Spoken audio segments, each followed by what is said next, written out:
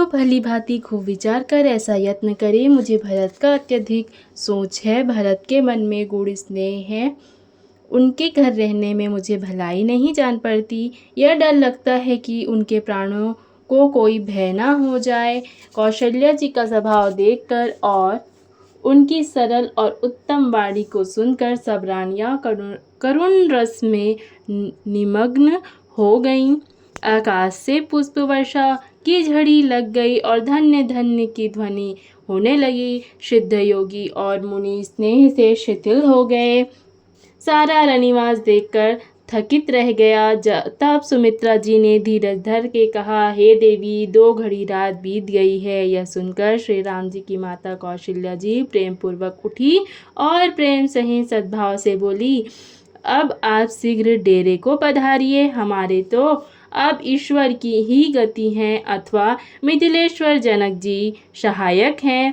कौशल्या जी के प्रेम को देखकर और उनके विनम्र वचनों को सुनकर जनक जी की प्रिय पत्नी ने उनके पवित्र चरण पकड़ लिए और कहा, हे देवी, आप राजा दशरथ जी की रानी और श्री राम जी की माता हैं। आपकी ऐसी नम्रता उचित ही है।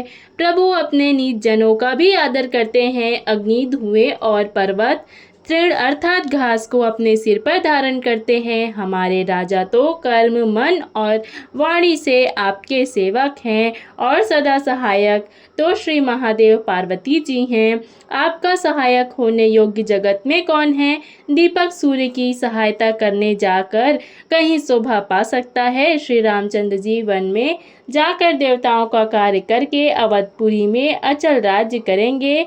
देवता, नाग और मनुष्य सब श्री रामचंद्र जी की भुजाओं के बल पर अपने अपने स्थानों में सुखपूर्वक बसेंगे। यह सब याज्ञवल्क्य मुनि ने पहले से ही कह रखा है। हे देवी, मुनि का कथन व्यर्थ अर्थात झूठा नहीं हो सकता। ऐसा कहकर बड़े प्रेम से पैरों पढ़कर सीता जी को साथ भेजने के लिए विनती करके और सुंदर आज्ञा पाकर तब सीता जी समेत सीता जी की माता डेरे को चली। जानकी जी अपने प्यारे कुटुंबियों से जो जिस योग्य था उससे उसी प्रकार मिली। जानकी जी को तपस्विनी के रूप में देखकर सभी शोक से अत्यंत व्याकुल हो गए।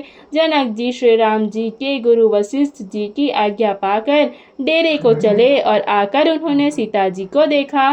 जनक जी ने अपने पवित्र प्रेम और प्राणों की पाहुनी जानकी जी को हृदय से लगा लिया। उनके हृदय में वात्सल्य अर्थात प्रेम का समुद्र उमड़ पड़ा।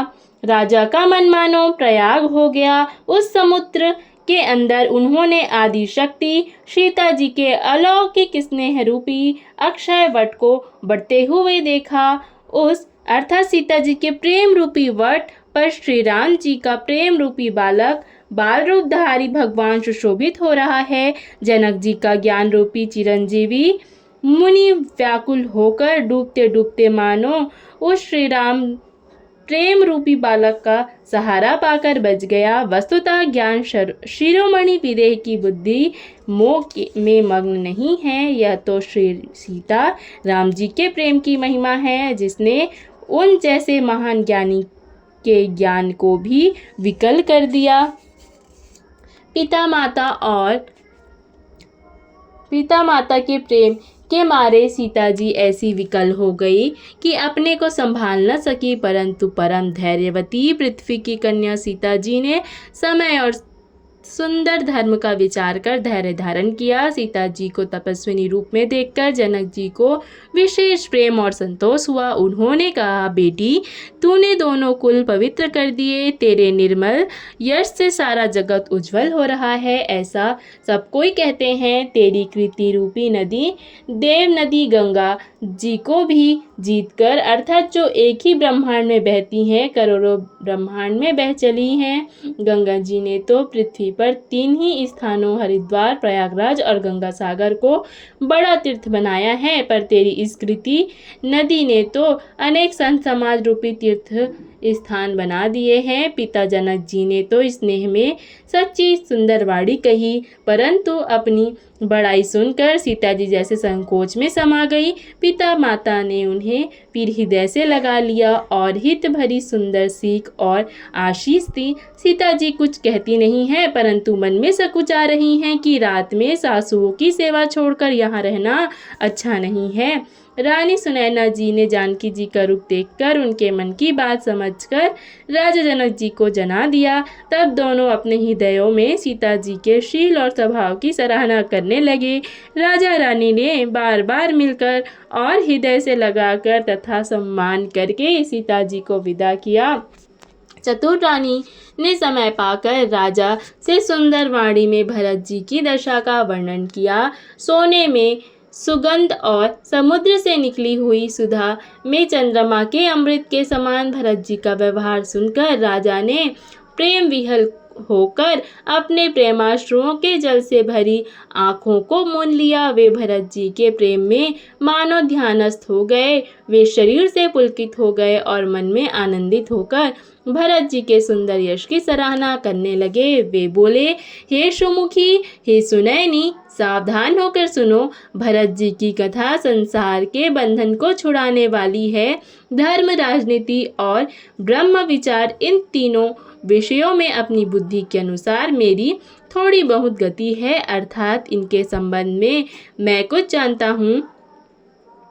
वह धर्म, राजनीति और ब्रह्म ज्ञान में प्रवेश रखने वाली मेरी बुद्धि भरत जी की महिमा का वर्णन तो क्या करे, छल करके भी उसकी छाया तक को नहीं छू पाती। ब्रह्मा जी, गणेश जी, शेष जी, महादेव जी, सरस्वती जी, कवि, ज्ञानी, पंडित और बुद्धिमान, सब किसी को भरत जी के चरित्र, कृति, करनी, धर्म, शील, गुण और निर्मल ऐश्वर्य समझने में और सुनने में सुख देने वाले हैं, और पवित्रता में गंगा जी का तथा स्वाद, मधुरता में अमृत का भी तिरस्कार करने वाले हैं। भरत जी असीम गुण संपन्न और उपमा रहित पुरुष हैं। भरत जी के समान बस भरत जी ही हैं, ऐसा जानो।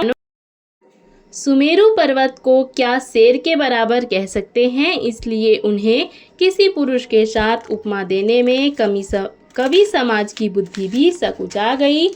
हे श्रेष्ठ वर्ण वाली, भरत जी की महिमा का वर्णन करना सभी के लिए वैसे ही अगम है जैसे जल रहित पृथ्वी पर मछली का चलना। हे रानी सुनो, भरत जी की अपरिमित महिमा को एक श्री रामचंद्र जी ही जानते हैं, किंतु वे भी उस